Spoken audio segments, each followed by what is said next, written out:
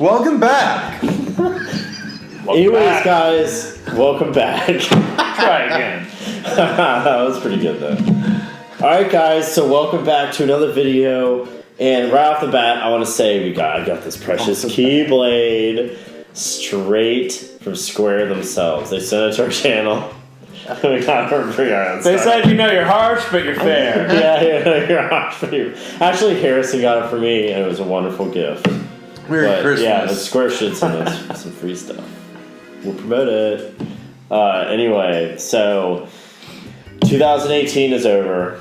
No. We're into 2019 now.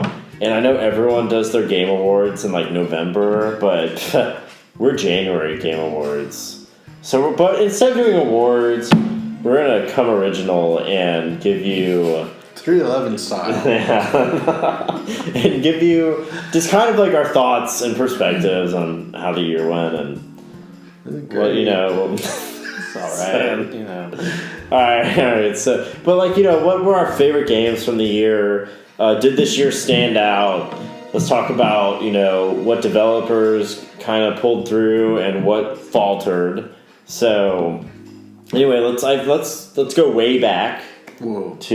Way back to, I guess, a year. God of War came out in March, right? I thought we were going further back. Oh, can we go further back than that? Yeah. I mean, I'm it's trying like to 2 remember. whole months before that. I know, but what came out in January or February? I don't know what came Yeah. out, but I think I was still playing Celeste at that point. Yeah, Celeste did come out in early 2017. Yeah. Or 2018.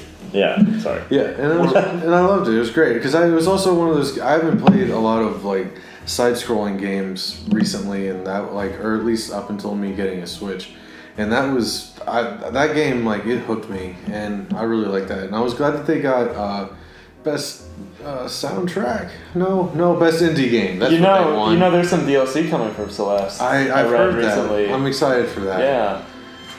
So, 2018 was kind of it didn't stand out, right? Like, compared to 2018 I found to be a little bit of a lackluster year. I agree in terms with that. of major releases. So 2017 was an avalanche. It was. This year was And 2019, I think, is going to be an avalanche too. But 2018 was just sort of a year in between where definitely some very, very cool stuff came out. God of War, I think, was my highlight in terms of new 2018 releases. But I found myself, as I think you did, playing a lot of stuff that came out in years past. Mm-hmm. Like my big game that I played in 2018 was probably Hollow Knight. Yeah. Like I put a lot of hours into Hollow Knight and a few other games, but in terms of the games I played, Hollow Knight I felt was like my most remarkable game. It captured you the most out of any game. If I had to pick a game to say for 2018, it was probably Hollow Knight, just because I never played it, and then I know that I sunk a lot of hours into it, and that was a game I played at lunch at work all the time. What did you really like about Hollow Knight? I just loved the art style. I thought it was like playing a Tim Burton movie to a degree, and I've always loved Tim Burton, and I loved also having played Celeste, the idea that in this game you start from the beginning and you get power-ups and things like that, but you can go back to the beginning because you can't do that in Celeste. In Celeste, if you get to the very end of the game and you go back to level 1, you have the same abilities you had in level 1 the first time you played through. Mm-hmm. So the idea of collecting and just becoming a stronger character and being able to go back and you fight the original first enemies that you ever fought and you just destroy them, it was pretty amazing. Because it was especially, it kind of came off the heels of me playing Celeste. So there were certain dynamics of the two games that I was comparing and contrasting for sure. Mm-hmm. So what was your favorite part? Well, I mean, Celeste is definitely part of that indie renaissance, sort of 16-bit, old school way of game design. Hollow Knight definitely is like a Metroidvania kind of game through and through, where That's definitely the game word of the year, by the way. We said the magic word. Yeah. We got a Keyblade for the price. Yeah. So it's a Metroidvania, right? So you start at the very end of the game. You can go back to the very first screen of the game, completely overpowered from where you started. Yeah. It very much follows that school of thought, but I love the art style. And I love, I almost hear them now, this, sort of rambunctious noise in the background. Yeah. Of the enemies. Sorry, that's my dogs. They're Madison, Eli. They're corgis. They try. Hey! They trend on social media, but they don't trend on noise canceling. So quiet, y'all. Yeah.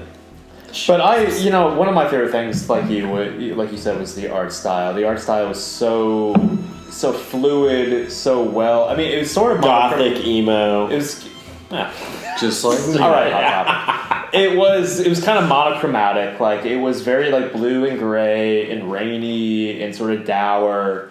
But there was enough sort of like differentiation and diversity into it that I felt like all the areas were largely differentiated. They felt unique. I loved how huge the game was. I mean, I think like compared to like Super Metroid, Symphony of the Night, Castlevania, other hallmarks of some of the Hall of Fame games in the Metroidvania genre. Was pretty big. I know, but this game it just was amazing as you keep opening up more levels. You're like, Jesus, this is go deeper and deeper. Yeah, because like you put in a good amount of time. I know that I've 60 fucking. I know, and I know a few people that put in like 150 and stuff like that. It's just a game that if like you get into it, like it's you really get into it because like I did not officially beat the game, but I put at least like 30-40 hours into it, I think, because like I really enjoyed it, and like I don't know, it was easy to pick up and play. It played real well. It was fun, and it doesn't hold your hand through like the majority. So that's a great point, Harrison. Is that it doesn't hold your hand. Like one of the things I loved the most about it was it was a Metroidvania game that was like the guys that made that game were like, I think they really love Dark Souls. Because there's so much of Dark Souls in Hollow Knight. Like, not only is the lore, like, very much existing in the background, and you kind of have to connect the dots yourself, it is also one of the hardest, most difficult Metroidvania games I've ever played. Brutally punishing. And if the Dark Souls connections weren't already apparent enough, literally when you die, you know what you have to do to go get your energy or your money back? Like, you have to go seek out the place you died and fight, like, your ghost to get your shit back. I really like exactly like Dark Souls. If you weren't paying attention, like your ghost could just kill you, right? And then you're just like even more mad. Yeah. But yeah, that was like that was like a really. So Hollow Knight, both of your all's game of the year. Well, it's not really fair to say that because Hollow Knight came out in. We need to talk about. I just can't. I mean, I liked God of War. I thought it was great, but I enjoyed. Well, let's talk about God of War. I just enjoyed playing Hollow Knight. Y'all finish with Hollow Knight. Let's segue into this a little bit more, like So professionally. So yeah, I mean, like Hollow Knight was the game in 2018 that I loved playing the most, but it didn't come out in 2018. That's a good point. And I think that we need to talk about games that released 2018. Exactly. It's like, and I think you also played Yakuza 0. Also didn't come out in 2018. Yeah, but another game you enjoyed. Right. Well, we can talk about Yakuza 0 too. But anyway, let's talk about 2018, and then we'll get into like other shit we played from ye old times. So let's talk about God of War, a game we all played. Yeah.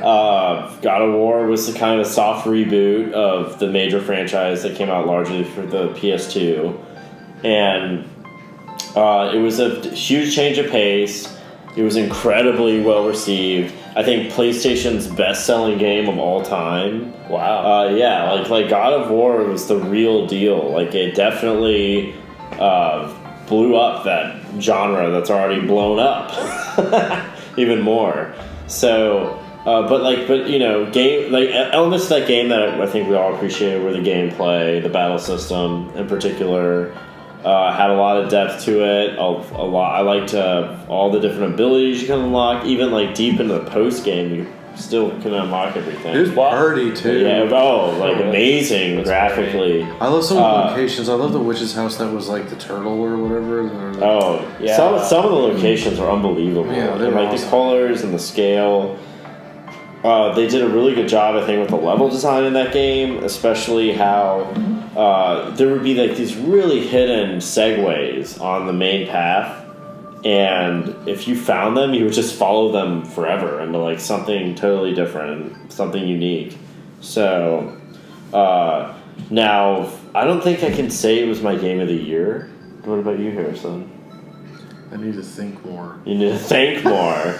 Pause, yeah. But No, I think it was Nick's game. Honestly, almost by default. Yeah. Almost by default. Because That's how I feel too, honestly. I really, I've really just started to dip my toes into Red Dead Redemption 2. Smash Ultimate, yes, Smash is great, but honestly, like Smash, we've played that game before. And also, it's like Smash is in its weird stratosphere. Smash exists into a genre unto itself. So, in terms of the games that actually came out in 2018 that I really thought like moved the industry forward and had something interesting going on, God of War is my game of the year. I mean, very pretty game, very, very well, a good-looking game. I love some design choices that they made with God of War. I still think that the single-take narrative thing really, encourages immersion and improves immersion. But ultimately, what I really liked about the game the most was the battle system. I love that you could kind of build your character in a couple different ways, into a couple different play styles that would allow you to favor one thing over the other. I loved that you could. I remember playing the chains 20 hours into the game. You're like, there they are. That was such a good moment. A good surprise, and it pivoted to a whole new gameplay style unlocking, which is very unexpected. I feel that was the one thing Nick and I could not talk about around you for a while. Because it was the chains. Yeah, it's a pretty awesome moment. It was a pretty great moment, and I wasn't I wasn't even really thinking about them when I got. I was like, oh yeah, these things. And I'm not I wasn't even really. I played God of War. I guess 1 through 3. I played all 3 of them, and I liked them. I wasn't a huge God of War fan, but even me, taking all that into consideration, when I got to that moment where they revealed the chains, it's like, fuck yeah, the chains. But I will say, all right. So here's why God of War is I repeat, not my game of the year. I respect it again. You want to repeat that for those sitting in the back? The reason for me is saying how 1, 2, and 3, you liked them, you didn't love them. I love God of War 2. I think that is one of the best action games ever, and it was violent. It was a lot of epic traversing of lands, flying and jumping on stuff, and boss after boss after boss after boss. That was unique. I feel like the God of War, it kind of played it safe, I think, in trying to subdue Kratos a bit too much. I feel like that the scale and epicness and just sheer brutality of it was missing. And I know that it's in a remote location, and I know that these days it's hard to create a lot of high quality character models, but I feel like that, I don't know, in a sense it felt limited to me. So You didn't like Dad of War. Dad of War. It's not that I didn't like it. I beat it. I like the game. I do like it. The bosses. But in the content, the bosses. Very legitimate. The boss fights are incredibly important. A lot of repetition. A lot of palette change or palette swap bullshit.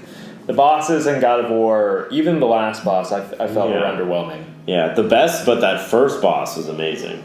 The first fight with Dude Bro. Don't spoil it. Yeah. Dude Bro. Yeah. You spoiled it. Oh no. Then I'm sorry, go ahead. I'm just saying how boss fights are important to me, how my favorite genres, we were talking in a previous video, JRPGs, survival horror, action adventure games.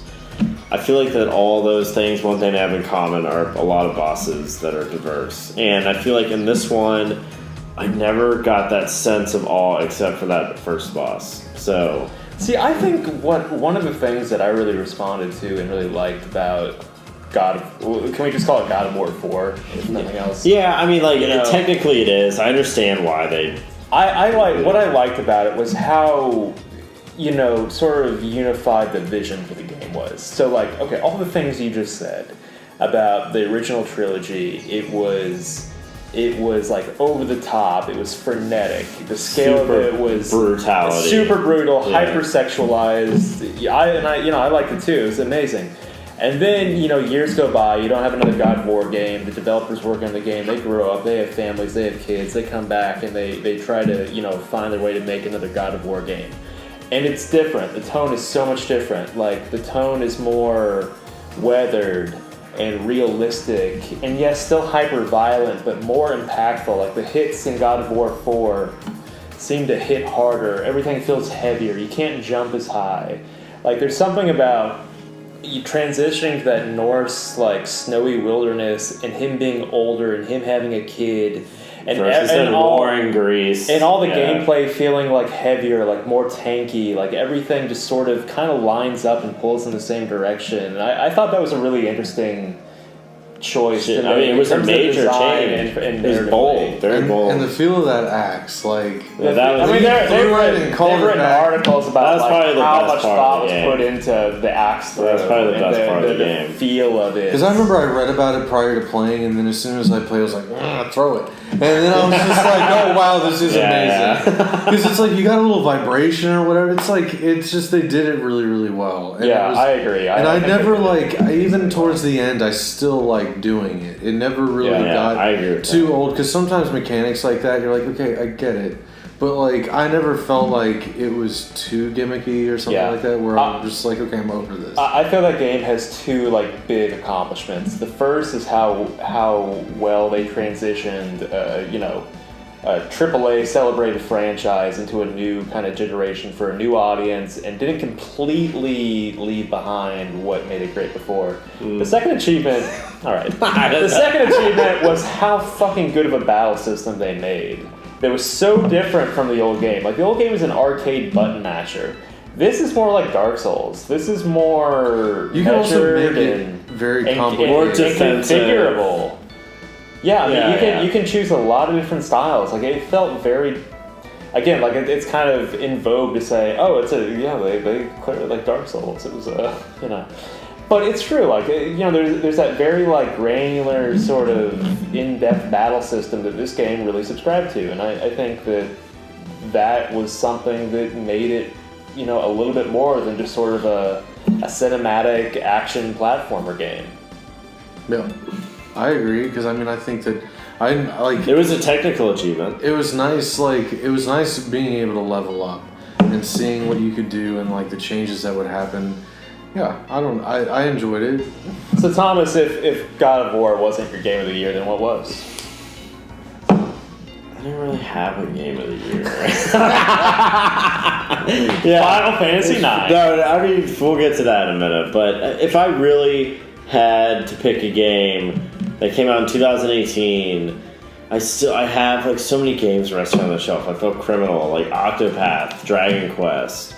I think it's another game of the Shadow of the Colossus remake. I haven't played them yet. And really all that I've played this year are God of War, Red Dead Redemption 2, and Smash. Yeah. So, just putting you on the spot. Okay, we can edit this out. But gun to your head. No. Game that came out in 2018. I would pick Red Dead Redemption 2. I would, because I feel like that game is a ridiculous achievement when it comes to a living world in a video game. Its attention to detail and randomization and storytelling through its even very minor quests is exceptionally well done. And I feel that the voice acting is awesome and the humor in that game is great. I know that it feels like halfway to a GTA game for some people, but I think there's a lot of charm in that setting, and it's just they've. Does the tone feel different than a GTA game? Yes, it's less irreverent. Well, it's irreverent and it's I feel like the GTA is all about pop culture and just what's in today versus this is sort of in 1899. Sort of subversive too, right? GTA is subversive. It parodies, whereas it feels like Red Dead Redemption is more trying to tell like a legitimate, authentic story. It is, exactly. Without reference to anything. But there's a little bit of like humor with the old yokel, you know, and like kind of like just like really dumb people back then, and how they would like party hard and get really wasted and. Every time I play the game, I really have fun playing it. It hasn't grabbed me to the point where I'm at work. I'm like, I can't wait to get home and play Red Dead. Yeah. Like I'm going to finish the game. I like it, but it hasn't grabbed me like other games have. And I was very excited for it. I still like it, and I think it's a great game. It hasn't grabbed me like I thought it would. Yeah, I haven't played a whole lot of it, to be honest. I haven't gotten into it as much as I would have liked, but it seems expansive and interesting from the little I've played. It's overwhelming too, but the thing is, it's like without going into spoilers too much, there are like substantial changes in your location that happen, and it's kind of like, whoa, where am I now? Like there's some, like in the beginning, you're definitely in the wilderness. Like your community has this little fort. You're like they're starting from scratch essentially, and then something happens later where they move to a much more urban setting, and it's like, whoa, where'd this come from? So but basically for me it's the technical achievement of it. It's Rockstar's writing and just like how they've got infinite money, and you can tell that they've just pumped so much money into Thanks, GTA Online. Seriously, and just like GTA 5 selling like 80 million copies or something. I will say like this. What's going on? I've heard that the online for Red Dead's not that great. But it's in a glorified I'm sure it's in its infancy. Right, sure. no, and I think that they're going to yeah. make improvements upon it, but it was just like, I watched something where someone was like, I love this game, but I don't like the multiplayer or the online. Yeah, they and just that's fine. started. I think it'll get better. And they didn't really have online for GTA 5 when it came out. And Right, to be fair, yeah. Rockstar is not really a massively multiplayer online, massively multiplayer kind of game studio. Yeah, I feel like they're going to steer in that direction after their success with GTA Online. GTA. I would expect GTA 6 or whatever to have a huge online. They're working out the kinks for sure. Yeah. Because I mean, I think at this point, fact check me on this, but I think GTA Online has made more money than like all the other games combined at this point. I would Combined. definitely not counter that at all, because they've sold 80 million copies, and then GTA Online on top of that. You know that there are rumblings within Rockstar that are trying to change the trajectory. Like obviously you have to make the AAA single player game to build the online world on top of it. Mm-hmm. But I think more and more gradually you'll start to see less importance put into the voice acting and the story. You still make the fully fleshed out world, but it becomes less about the narrative that drives the world and more about like the sandbox. That's the thing. It's like it is a sandbox game at its heart. It's not your on rails narrative game that I love, which is why it's like kind of hard for me to like say confidently, yeah, for sure Red Dead. It's probably the game that I've had the least issues with.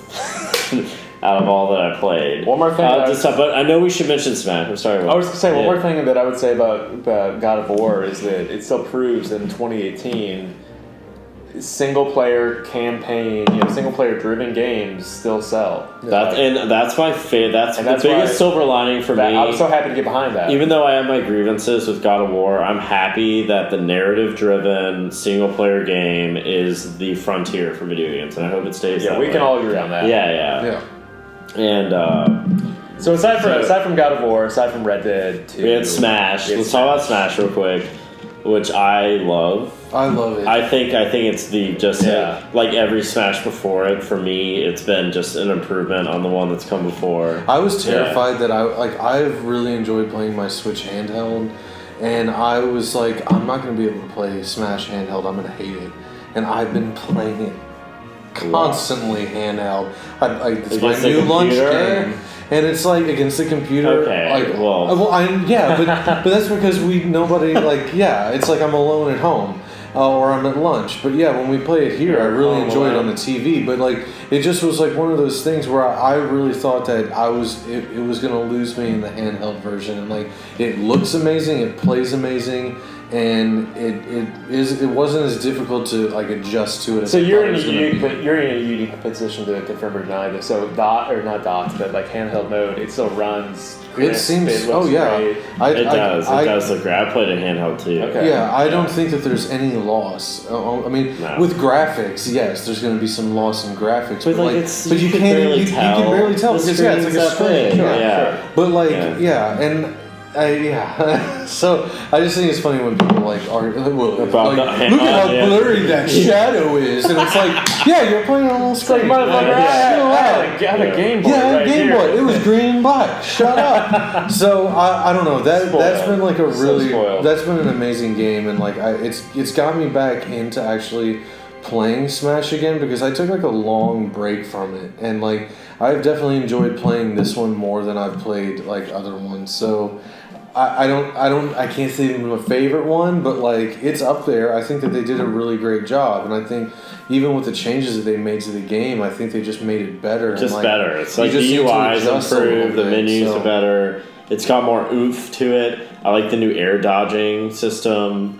They've tweaked each of the characters minorly, so it's kind of like you're kind of except for the ice on. Lucas holy or whatever. Shit. Yeah, one of our friends mains Lucas, and he got a big step up. He did. PK Freeze. Yeah, PK Freeze. PK Freeze is a fucker these days. And Wii U would shoot you vertically, but this one now shoots you horizontally. Hardcore. Yeah, it's ridiculous. It's a bitch. Just spam that PK Freeze and then throw him off the side. Yeah. They nerfed Samus. Samus is my man. They nerfed Samus. Really? She sucks they now. nerfed Cloud a little bit, but I'm still a poner. And then you've moved on to Mewtwo. He's pretty good with Mewtwo. Mewtwo from Pikachu. Yeah, I still play as Pikachu, but I've also wanted to branch out, and I still haven't branched out to another Pokemon. Yeah. And I've just enjoyed it, and like it's been fun, but it was really great playing some of the World of Light and having to play as other characters I haven't played as in a long time. It's actually that's actually got to be like pretty good with Donkey Kong now. Yeah, I mean, like you're forced to. You got to get better with certain people that you haven't played with in a long time. If you are definitely someone who plays as like a main character. Mm-hmm. Well, even though you think Samus got nerfed, you'll play as Joker. Eventually. Oh yeah. Because I love must perfect. And you know, we at the time of the recording here, we don't really know what the other four. Well, actually, there was a leak for the one after Joker. Did you hear about breaking this? news. I haven't heard. Did you hear about this? This is actually I didn't hear about this. legitimately backed up too. Who is it? By like the big leakers on the Reset Terra forums. It was a code that got spilled somehow, but they say it's verified. It's a spoiler if you don't want to know, but it's actually the lead character from Dragon Quest. Well, who's the lead character from Dragon Quest? That's pretty. You mean awesome. 11? Yeah, from Dragon. Well, no, it's from like Dragon Quest 4, like one of the early Nintendo ones. Oh, Lodo. He looks like Chrono-ish. Yeah, like they made that's a like really weird choice. Well, I feel like that in Japan, Dragon Quest is so huge. It no, goes it is. So far back. But why 4? Instead of 11? When you said that, I was assuming 11 was going to be it because the 11 is coming out for Switch. Well, Dragon Quest doesn't really have a main character either. Well, each new one is like so it makes sense for it to be contemporary. That's interesting. Well, I guess that they decided that one makes the most sense. But anyway, that'll be interesting. I think that lowers the odds for Sora, though, which upsets me. Maybe Nintendo's like, you won't release Kingdom Hearts 3 on Nintendo, idiot. Yeah, we're not going to do your character. I can't run it. Yeah, right. Anyway. It is Unreal Engine, but I mean, I don't. They have to downplay everything. Right. I think it would look. I would look broken. Yeah, it would look terrible. Yeah. Anyway, so Goo. The Goo game. Yeah. Sora Goo. Were there any? I know you played Celeste. That came out this year, right? Yeah. I mean, as we've been talking about it, I have been enjoying playing Pokemon Let's Go, but there's no way that I can say that's my favorite game of the year. It's like I like playing Pokemon games, but I'm also very aware that they're not pushing limits in any way. I just like Pokemon It's games. comfort food to you. It's And like yeah, eating it's a like- bag of French fries. I can sit there and I can watch a movie Yeah. and I can play it handheld and I don't have to pay much attention to it because I've been playing for a Gives you while. that warm and fuzzy feeling. I've good. A bag of French Goo. Let's just talk about Goo some more. Yeah. Anyway, but that's like, but I mean, And when you played Final Fantasy VII, you're like, it's almost as good as. This is the gooeyest. Yeah. I loved World of Final Fantasy because you could capture the things, Yeah. and that was like Pokemon. It's like Pokemon. You put 800 hours. No, but I will say I like if I had like I hate to say that it's God of War by default, but it's like I really Yeah, can't really. because But it's like doesn't feel- like if we're gonna say I can't pick Doesn't Hollow Knight because it came out in a different year, then That's the technical that was the too. game that I played like while we were talking I was like that's the game that I played the most of besides Pokemon Let's Go and like God of War, but the God of War is the one game that came out that I think actually was like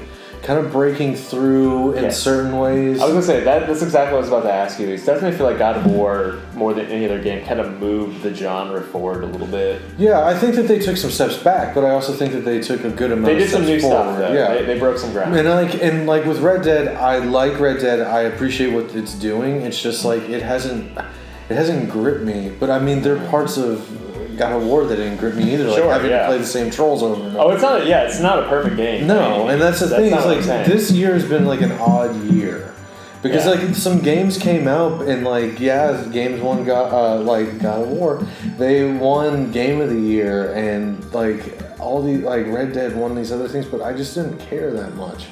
Yeah, there wasn't anything that you were. I was totally smitten over. Yeah, But let's talk about games that we played this year that didn't come out this year. Nick, Yakuza, I know you played So Yakuza. I played Yakuza 0. I played a handful of games this year that were either like nostalgia bombs that I played before, or new games I played that came out in years prior. And one of them was Yakuza 0, and like actually it's weird my relationship with Yakuza at this point because it's such a cheesy game. And it's But that's the charm. I feel isn't that part of it? The cheeky, like just like bizarre. Like it doesn't take itself seriously, Yeah. but it does kind of at the same time. Yeah. And like there's literally like 10 games in the series, so like there's this huge like pantheon of canon to go through. Oh shit! So you're just barely. And what appealed to me about dipping your Yakuza 0 is like chronologically, it's the first game in the series. It came out I think in 2016. And since Yakuza it's a 0, prologue to the original, right? Right. Yeah. The original game, the original Yakuza came out. Didn't they for the remake the original Yakuza? Yeah. So after Yakuza 0 comes out, they remake Yakuza 1 is Yakuza Kiwami. And I think they either just released the remake of 2 or they're just about to, Yakuza Kiwami 2. So there's just a shit ton of these Yakuza games. I didn't know how floating around out ambitious there. this like franchise was. Yeah, I hadn't really ever, Sega makes dipped it? into it as well. Yeah, it's Yeah. Sega, and very much it's sort of like an evolution of Shenmue. There's a lot of like Shenmue type stuff in the game. Like you remember in Shenmue, if you remember, Shenmue, came out on the Dreamcast. It was one of those proto like open world sandbox games where you could go around and like you go into an arcade and play some old Sega But games. I feel like that You play pushed some video mini games games. though. That It was really a bit did. of That a was unheard of at prelude the to time. GTA. That was 3. unheard of at the time. Like GTA 3 wasn't out at that point. Yeah. Like you have to understand, like Shenmue, it's all old hat at this point. But like this predates GTA 3 and like all the open world stuff. It developed Shenmue its does. ideas. So yeah. then like Yakuza kind of takes the mantle of Shenmue and kind of does this sort of like Yakuza soap opera, Japanese like Shenmue type experience. And it's like Are there active time events? No, there are not. Oh well, actually, no. There are ATB things like there in battle scenes. There are a few like quick time events. Quick time events is what they were. The quick time events. Quick time that's events. Right. What did I say? Active time battle. Oops, that's Final Fantasy. Where's my brain? Anyway, It always is. long story short is like Yakuza is like super weird in a very Japanese way. It's fun. The battle system is just fun enough to kind of be a little bit addicting. There are all these sort of mini games and like little like career side missions you can run down. Like you play 2 characters in Yakuza 0. Each one is a fairly robust sort of like mini game tied to the character. Like one of them has I talked about it on a previous episode, but they have like a sort of a nightclub that they run, which is really fun. Right. The other one has a real estate empire that he makes. But what it really feels like to me, and this is like a super old school reference, but like back in the days of the Super Nintendo, there was this one game I really loved that Konami made called Legend of the Mystical Ninja.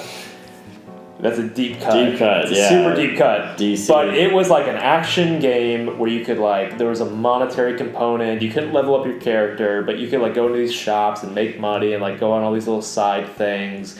And that's kind of what Yakuza is, 20 years on. It's like that kind of game. It's an action game with a whole lot of window dressing. And it's super fucking weird. Did you like it though? It's super Japanese. If it's not clear, I did really like it. Yeah, you seem to like it. If it's not clear, I really like it, and I'm probably gonna start playing a few of the others. And might as well get those remakes if you started from technically the beginning, so you have a good. Yeah, sorry if that didn't come through, but I did really enjoy it over time. Like it was probably a 40-hour playthrough. And I kind of went through this ebb and flow. You played that recently, right? I played it. I played it fall of this year, 2018. I kind of go through this like little process where it's like, oh, this is really fun. Oh, this is fucking ridiculous. Oh, but it's really addicting. It's really fun. Oh, but it's so fucking ridiculous. So that's one of those. It's a solid 8.5 out of 10. Solid B+. Yeah. Solid B+. So that was the other major game I played this year. Anyway, did you replay any games or go back in time? The only thing that I remember playing that I enjoyed was Dragon Ball Fighters. Oh yeah, that was great. That was like one really of those games polished. where like I've talked about like Budokai Tenkaichi 3 being one of my favorite games, and like I hold so many of those Dragon Ball games to that level, and like I've been disappointed with so many, and I was not disappointed with that one. I thought that game was awesome, and when you get better at that game and you start playing people online, you feel amazing. It's crazy unless you get destroyed by someone who's amazing. But it's like, I really like the animation. I like that there was like a whole nother story that was completely different than any other Dragon Ball Z fighting game that I've had, because it was its own story that introduced in a completely different character that hasn't been in a series. So Android 21, I really liked all these different things that they did in the game, and and I'm not a big fighter game either, even though I talk about Smash and all these other things. But it's like I really like that game, and I had a lot of fun playing that game, and that was another one that kind of was a standout game for me in 2018. What about Octopath? That was an amazing game too, but it's like everybody that I've talked to about it has also been, I love that game. Did you finish it? No. Yeah, and it's just forever. My cousin lives in Japan, and he loves Square. He's like super Square fanboy. He and Thomas could like go toe to toe, and like it's like he was saying like how much he loved the game and what they were doing, but just like he couldn't get to the end of it, and it's like it never really takes hold. No, and I kept reading things that says it does, but I never got to that point, and I kept holding out, but it was like I kind of lost like interest in it. But I mean, I really, really enjoyed the game. I thought the art style, I thought the music was really good. I liked the battle system. I thought there's so many great things about it. The problem is the story. Yeah, the problem is the story. And how they should have intersected the characters versus having each character's path. They should have brought it to something. See, I've heard it gets to that point, but I never got. I've heard it gets to that point literally at the very end. So it's like the last. And I think it's like a 100-hour game. And that's like an after credits bonus dungeon kind of situation. No. That I loved everything about Octopath except for the story. Yeah, so Square, apparently that division has 3 more Switch games in production. So I assume one of those they're going to learn from their Octopath decisions. They might do a new franchise. We'll see, or Octopath 2. So what about you, Thomas? Did you play anything not from this year? I've played actually 4 games not from this year. Or from this decade. Yeah, or from this decade. That is true as well. Except for the HD remasters. I played Kingdom Hearts 1 and 2 again because I'm excited for something we'll talk about here in a second. And then I also played Final Fantasy 6 and Final Fantasy 9 again. Kind of that Ito special sauce that's been missing from the franchise for a long time. And man, Ito? The director of Final Fantasy IX and stuff. I mean, I know. Oh yeah, I don't know Ita. if they know. Yeah, the director. As I hope our deep cut fans would know. And if you didn't, now you're in the know. Now you're in the know. Welcome. But like I don't know, like it's like I was saying earlier about video game comfort food. Like just playing. Like I love all 4 of those games so much. I really like Final Fantasy 6 and 9. Like I really like the 2 Kingdom Hearts games. Honestly, my game of the year was Final Fantasy 9. yeah. I know it's from the year 2000. It wasn't God of War. It was Final Fantasy. But just playing those games again were just really, really enjoyable, and I want to make sure like I revisit those at a long slog games that I know that I love. So, man. But like, are you surprised that I played them again? Probably not. Not at all. Not at all. Not at all. But playing Final Fantasy 6 again was big because that was the first time I played in like 12 years, and I thought it was just like playing again. I was just like, this is amazing. Why do those games hold up so well? Together? Why do those games hold up so well? Their pacing, their like kind of storytelling, how they mix it up constantly. Like I think that's what makes the appeal of the characters, the narrative. I think that. But especially changing location rapidly and changing situations very quickly as you go along the game is very important to the 2 Final Fantasy games and really the 2 Kingdom Hearts games. I do think that you need to play Octopath. Yeah. Or at least get into it like to the level that Nick and I did. Just I know. I think that you would really enjoy it. I'm sure I would. I just feel like stuck right now. It's funny because they compared it so much to 6. Yeah. Because of the big cast. Yeah. But then, like, 6 congeals around a central narrative that Octopath never really... And those characters get together 10, 12 hours. And they recognize each other. Yeah, like, it doesn't matter what your party is in Octopath, they never mission. fucking talk to each other. That's true. But, so that's how I replayed. Now let's talk about 2019. That's 2018. It's done. Whatever. Forget about it. It's 2019 now. Now, 2019... We're in the future. We're in the future, baby. You know, if I had to give 2018 a grade, it'd be like a C for me. That's harsh. Harsh? Whoa! That's harsh. Oh, shut up. Come on. It didn't push the industry. It's no 98. B plus minus. B plus minus. I was going to say B minus plus.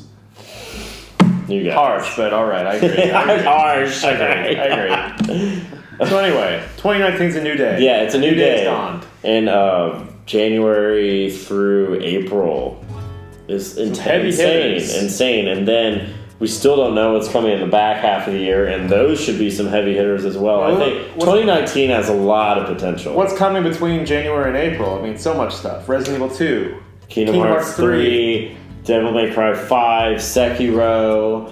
The new From Software game that's not a Dark Souls or Bloodborne game. And then, like, some people might be into it. Anthem comes out. People might be. I mean, I don't know. BioWare, please. We love you. Sorry what EA did to you. Anyway, so I just feel like let's start right off the bat. Resident Evil 2 comes out. That's going to absorb our brain. Check our other Resident Evil 2 video for more on that. And then Kingdom Hearts 3 comes out on the 29th. And that's been a game I've been waiting for since December 2005. It's been a little minute. Yeah. It's been quite a while. It has been a little while. So, but I expect both those games. I have very high expectations of them. I have very high expectations of Sekiro and Devil May Cry 5. I know that one of them might disappoint. I'm hoping that one of them will be like a game I can be like, oh, it's the best thing ever again, and no one can be like, but it has that, and that, and be like, nope, you're wrong, dum-dum. So, yeah, so, but what about you? I know that the Switch Horizon is kind of naked right now, but they got their direct. Some theories. There's a lot of theories about what might come out. No, I know that's like Prime. Well, no, Animal Crossing is dated for 2019, which I don't care about. My girlfriend really cares about. The Luigi's Mansion 3 game is dated for 2019. People are saying Bayonetta. Some people are saying Metroid. Those two games I'm not 100% on. I don't... Because, I mean, a lot of people are also saying that there's a trilogy from Metroid coming out. And if it comes out, they haven't even announced it yet. But let's be real, though. I mean, like, we've already had the Switch Mario game. We've had the Switch Zelda game. We've had Smash Brothers. Well, the Pokemon game is going to be the core one. That's probably the flagship game. That's gonna, I assume that's going to be holiday season. I mean, if it's not holiday season, they'll do it in like November or October, because that's usually when they do their games. But that's the one that I'm the most excited about for the new year. I mean, like I would be excited for Metroid or Bayonetta if I knew that they actually had dates, but we've seen nothing about it. When's the next Nintendo Direct? It should, like, there's been January. rumors January. 10th, I believe, 10th or 11th has been the one that has been rumored, because it's like a day or two before the Wii U Mario game is being ported to the Switch. I can envision their trade. Yeah, there was a Mario game that was on Wii U that they're porting over, and that comes out on the 11th, I think. And then the 10th would be a good day to get people hyped about it. I remember that. I can imagine the direct trailer. It's like all the magical stuff, and then at the end, it's like surprise! You've been waiting for another Splatfest. Starting tomorrow. Well, I mean, there's Yoshi. There's other games too, but I mean, I think that I want my Metroid. I want a new Zelda. Well, please. I don't think Zelda's coming, but I do think Metroid is a Metroid. I think 2019 is the year of Metroid. But I think prediction. I think the trilogy needs to be released and give people time to play it before they get the new one. That's why I think they'll probably announce the trilogy with the new game to boost the sales. My prediction is you get Metroid Prime Trilogy this summer. You get Metroid Prime 4 holiday season 2019, and Pokemon is somewhere in that mix as well. It's definitely, well, they said fall. Probably, I would say probably like right before the school year starts. For Pokemon. You don't think so? I think it's going to be October, November, in my opinion. Pokefight. Because that's typically when they release them, honestly. That's, like, I mean, I could be wrong, but I mean, and that's fine. I'll take it as soon as I can get it. But I mean, like, I just should have that attitude for other games. Yeah, well, keep doing it. But yeah, no, I'm excited for like games that are gonna come out. But I mean, like obviously I like Nintendo a lot, and those are the ones that like I'm excited about. But I mean, I'm excited for Kingdom Hearts especially. I'm excited to delve into Resident Evil. I'm also excited for Devil May Cry. So let's talk about some wild cards. Wait, hold on. Quick before we get to the wild cards, let's do a quick lightning round on judgments. Worst developer of 2018. Square. No. Definitely Bethesda. Anyway, what would you pick? Yeah, I'm just trolling. Yeah, I know you are, yeah. Worst developer? Bethesda dropped the ball big time. Oh, yeah, by far. Yeah. It's had a lot of guts thrown at them. And then also... God, there's so many problems with that. And there was like I mean, I love Sony, but like the classic was a flop. Yeah, that was. I just remember that was pure bandwagon bullshit. That was a flop. Yeah. Why would you even talk to me? I'm tempted to buy Talk it to me when you can get backwards compatibility sorted out in your own main console. Yeah. I don't want to buy a fucking PlayStation. It was funny. Well, I feel a little bad for them. They gotta pay more money. It's not like it's easy for Nintendo. I don't feel bad for Sony. Well, I'm not just saying feel bad. You gotta understand that they gotta pay more money to put those games on there versus Nintendo. Tough titties. Well, they people found all the games that were on there. Lightning round. All right, so lightning round 2. Before we get into our wild cards, what game that's confirmed in 2019 are you most excited about? Confirmed in 2019? That's has a release date. Probably the next 4 or 5 months. That's a really hard question because I feel like a lot of what I'm looking forward to right now has not had a confirmed release date. Well, I would assume you pick Resident Evil 2. Well, I mean, yeah, but those are coming out like. I'm talking about weeks. I'm talking about what? Okay, but what that is Resident Evil 2 then. Okay, can you pitch to me one more time? Pokemon. Sorry.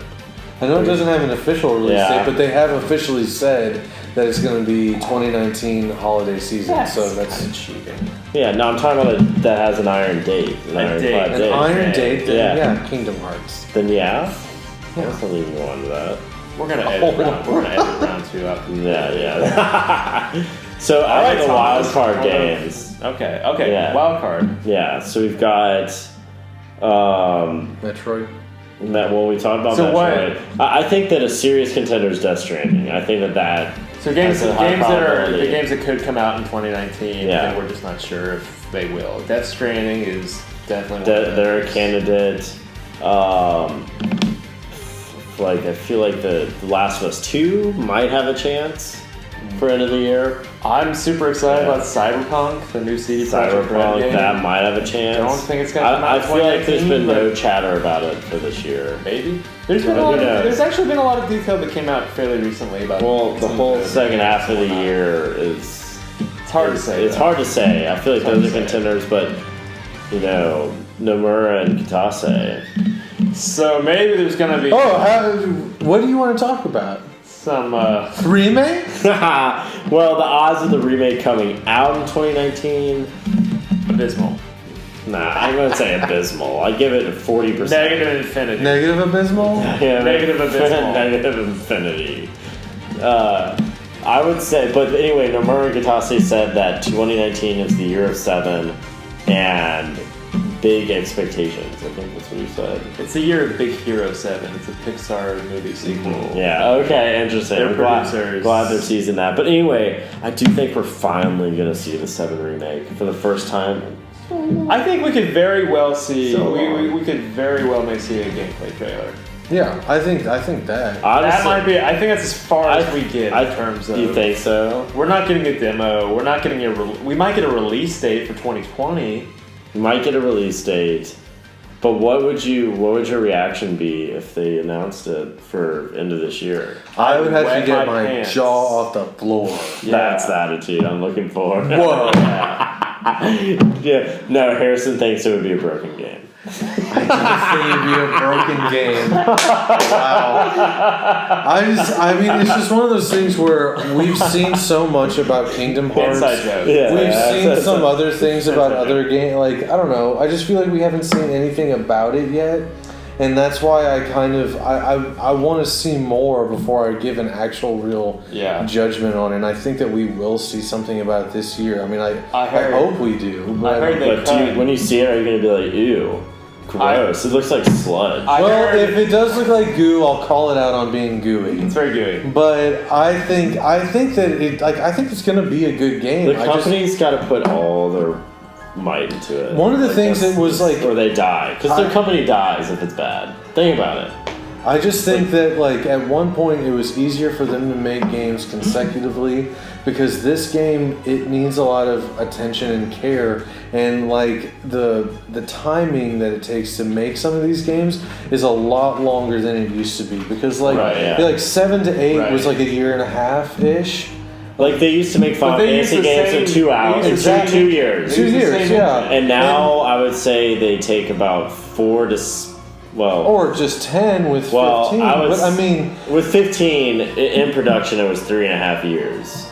Once they got it going for the final. That's some Hollywood accounting right there. I mean, but the moment that they created the game that came out on PS4 was 3.5 years. All right. They scrapped it twice. You're right about that. But when they made the game we played, it took them 3.5 years to make. I'll give you that. Yeah, but there was obviously development hell for the previous 6 years. But anyway, so they started development of 7 remake in late 2013, early 2014. Now that's when they decided that this is why I don't think there's been a genuine delay. Because they decided back then that Kingdom Hearts 3 was going to use that Unreal Engine. So it's been on the same engine before. Now what happened with CyberConnect 2, who knows? Who knows if they brought what they've been working on for 2.5 years on board or if they scrapped it. Who knows? But either way, it's been in-house now for 2 years, 2 months. I think we can. In 13 hours. 13 hours. But who's counting? I think we can all agree that we're all eagerly anticipating it and that we all want the best for the project. And I think that now that they've taken in they've insourced the work that they previously outsourced, You've got Nomura, who's freed up now from Kingdom Hearts 3. He's giving his full attention to the project. I think now, and maybe there was another breakthrough they made in the last year or two besides all that. And maybe they're firing on all cylinders now. And maybe 2019 will be the year of 7. I don't know. It's hard to really kind of speculate from the outside looking in. But I think, what we can all say unequivocally is that we want it to be an amazing game. Yeah.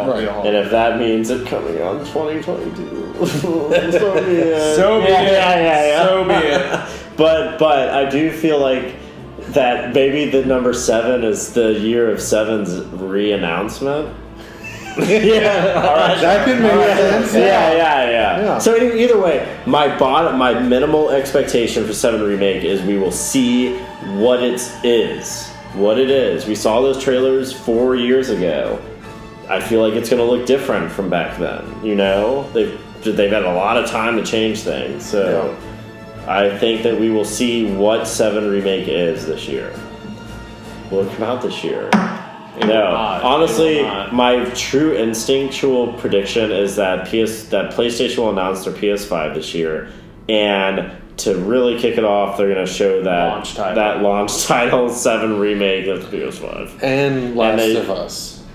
You think Last of Us? That's another wild card. That is another wild card. But that could be cross-platform. Exactly. Like it could be the same thing with Final Fantasy, where that'd be crazy if they had 2 cross-platform games that release with it, where it's a PlayStation 4, PlayStation 5 game, and it was Last of Us and Final Fantasy 7 on the launch day. It would cement the PS5 forever as having the best launch. I know this is probably really unlikely, but what if it was PS4 Pro and PS5 only? Whoa, baby. Mind blown. Whoa. It could be. All you base PS4 users. You gotta upgrade, bro. You gotta upgrade. Welcome back to the that is a chance, though. There's a chance they could do that. Yeah. Because the thing is, it's like if they're gonna develop 7 Remake into a trilogy, which it sounds like they are, why would you have the first installment look down here and then 2 and 3 are up here? Yeah. You gotta make them consistent. No, I think that it could be like a split thing where they do it on 5. And 4. I don't know. Honestly, I think this is not going to be on a We're through the looking glass now. Yeah. You like to say that. It's true, though. It's true. Like, I don't think the first installment of the 7 Remake it's coming out. I'm not going to argue with that. I'm not even sure it's going to be a launch title, to be honest with you. I don't think it'll be a launch title either. I don't think we're getting it on PS4 at all. I don't think it's coming out on PS4. We're not saying that for PS5. But don't you think that's why, if they're going to release a trilogy, why would they have one? I agree. Consistently, right? I agree. I think they are on the precipice of a new console life cycle, and they have to really weigh do you really want to launch this huge multimedia blitz, this huge trilogy at the inferior technology? At the end of but at the other side of that, to play devil's advocate, you have a huge install base. Yeah, you've got like 100 million PS4s out there. You have a huge install base. You don't know how many PS5s you're going to be able to sell on day one, so that does lend credence to the cross-platform, cross-generation. Yeah, that's the thing. But that means would they do that for 2 and 3? Would they? No, I don't think they would. No, it would probably just be the first one. But then they would boost the quality. I feel because they'd have to make it to work on PS4. But honestly, the jumps between they would come out with a remaster of Episode 1 that you could buy after the cross-platform version. We upgraded Super Royal Edition. Yeah, Super Royal Edition. Plus. 1 point remix. Yeah, it's remix. The 1.25. Yeah. Repeating, not really, but kind of. With Kingdom Hearts demo. Yeah. All right, guys. So you've had our lucrative predictions, but I do think if I had to gamble on one announced game coming out in 2019, I'm going to pick Death Stranding. What about you? Metroid. Last of Us 2. Really? Cool. All right. Like, comment, subscribe. Stop waving at them. They haven't done it yet. Ding the bell. That was the subscribe wave. Okay. All right. Bye, guys. See y'all. Woo! Sora. Hello!